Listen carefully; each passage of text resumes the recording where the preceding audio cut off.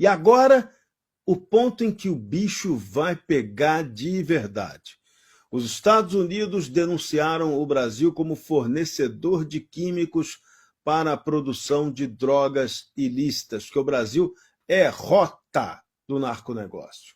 O Departamento de Estado norte-americano classificou o Brasil como o principal país de origem de substâncias para a produção de narcóticos. O relatório diz que o Brasil é ator importante nas cadeias regionais de insumos para cocaína na América do Sul. O país aparece ao lado da China, México e Índia como fornecedor de precursores químicos desviados. O Brasil não está entre os países que falharam demonstravelmente, mas é citado por volume comercial e rotas. O governo Lula recusou o pedido dos Estados Unidos para classificar o PCC e o Comando Vermelho como organizações terroristas. O Ministério da Justiça do Brasil alegou que o narcotráfico não se enquadra como terrorismo na legislação brasileira, mas se enquadra como terrorismo na vida dos brasileiros. E aí podem se preparar, meu caro Maurício Galante, que o bicho vai pegar. Previsão certeira de tiro, porrada, bomba e ações especiais. Ah, mas os Estados Unidos vão invadir o Brasil? Não, mas a tecnologia americana para combater narconegócio, eu já digo para vocês, já invadiu, não vai invadir não. E as ações que virão agora serão espetaculares. Galera do Rio de Janeiro, que se prepare, vocês vão se sentir num daqueles filmes norte-americanos de Hollywood. Não vai, Maurício? A coisa não está fácil, não. Eu tenho certeza que essa notícia de que o Brasil foi colocado no mapa de fabricar subsídios, a pasta base, outros químicos que fazem o fentanil, foi colocado na lista de principais fornecedores desses produtos. Eu tenho certeza que essa notícia ela está ligada ao escândalo das 8.000 farmácias do Farmácia Popular, programa do governo federal do Farmácia Popular, das 8.000 farmácias que foram descredenciadas, e uma investigação da Polícia Federal no dia 20 de julho desse ano, aqui, alguns dias atrás, descobriu uma fraude de 40 milhões do programa. Ou seja, farmácias que existiam só no papel para poderem traficar esses insumos para a rede internacional do tráfico de drogas. Então, o Trump deixou muito claro que essa é a nova frente. A nova frente fizeram um acordo com a Argentina, então o governo Milei criou uma força-tarefa para combater as atividades do PCC e do Comando Vermelho e do tráfico internacional na Tríplice Fronteira. E no norte, os Estados Unidos agora deu carta branca aos militares para atacarem cartéis internacionais de droga, não só no México, como na Venezuela, como El Salvador, que quase não tem, mas você tem Honduras, você tem Guatemala, que eles são muito atuantes ainda. E aí o que pode acontecer são ataques preemptivos das Forças Armadas Americanas a centros de processamento e distribuição de drogas em todos os países da América do Sul. Todos. E aí, amigo, quem tem responsabilidade começa a fazer seu dever de casa.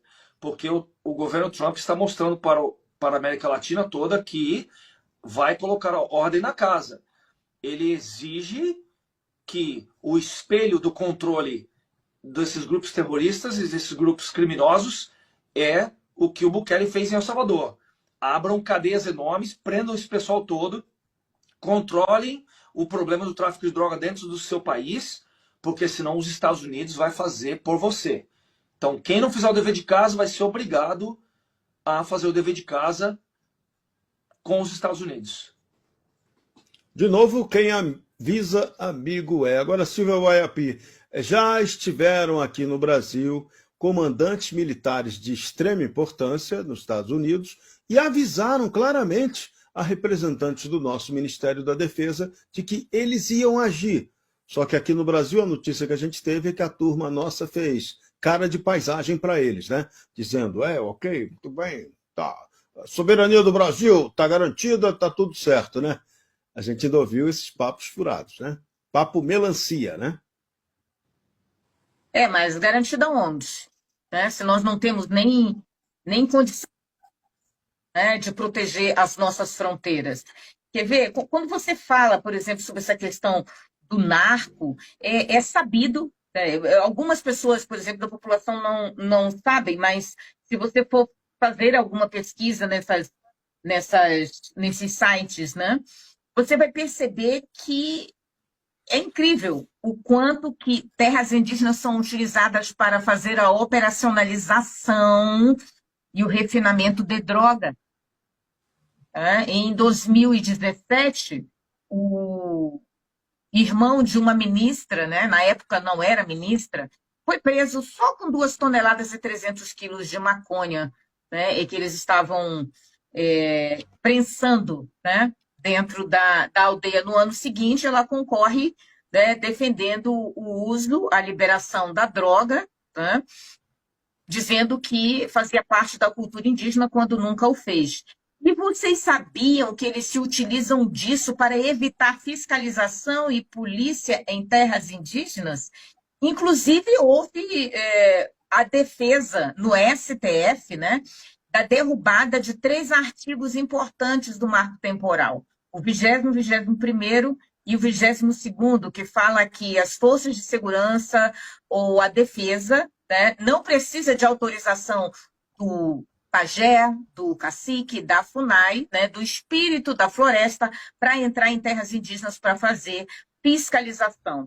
E óbvio que sofreu veto, né? Nós derrubamos o veto por entender e conhecer muito essas regiões, principalmente da Tríplice Fronteira, né, onde você encontra muito desse caminho nessas regiões e a atuação do narcotráfico também. Inclusive, no marco temporal, houve a defesa de um dos integrantes, né, dessa trupe de representatividade que fosse tirado da Constituição a expressão brasileiro quando se referir a indígena, tá? Para que você pudesse facilitar o acesso e o movimento de outros vulgo indígenas em solo brasileiro ou guerrilheiros travestidos de indígena, né, para que eles pudessem atuar nessas regiões. Foi o que nós vimos, por exemplo, que aconteceu no sul do país, indígenas paraguaios invadindo propriedades brasileiras e requerendo esse território como se fosse deles, né? Então, você vê que essa teia para o narcotráfico ela está muito bem formada, com uma atuação e com os seus braços em várias regiões. E as terras indígenas não escaparam disso, que é justamente o local onde não estão permitindo fiscalização ou ação do poder de polícia, assim como fizeram no Rio de Janeiro, proibindo a entrada da polícia, né, e a ação da polícia em favelas, né, e isso coloca a nossa soberania, né, e isso sim coloca a nossa soberania e a segurança da população em risco, deixando com que narcos ditem o que deve e o que não deve ser feito nesses municípios, nesses estados ou no nosso país.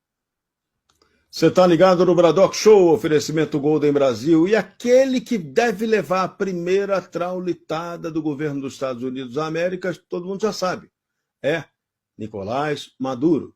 Os Estados Unidos dobraram a recompensa pelo Maduro. Agora está valendo 50 milhões de dólares. E Trump assinou a diretiva militar secreta para quem dedurar e entregar o cara.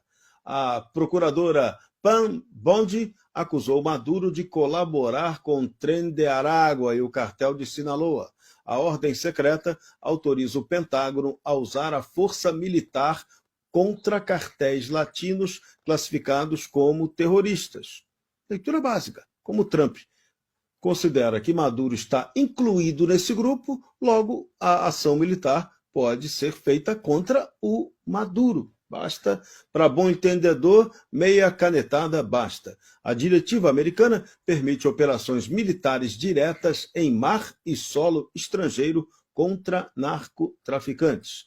O Cartel de los Soles de Maduro é o principal alvo e o Pentágono já desenha opções de ação militar. A CIA intensificou voos secretos de drones sobre o México para localizar os laboratórios de fentanil. Ou seja, Fernando